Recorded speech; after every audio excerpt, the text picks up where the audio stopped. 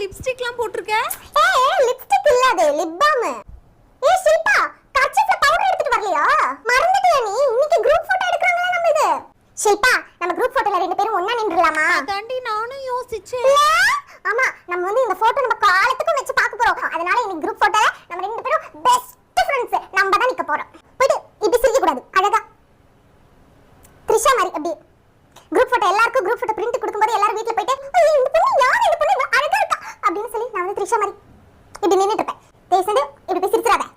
All the students form line நம்ம கிளாஸ்ல வந்து போட்டோ எடுக்க போறாங்க கூப்பிடுறாங்க. நீ லீடர் இல்ல சரியா? நான் தான் லீடர். நீ தான் லீடர்னா போய் சொல்ல.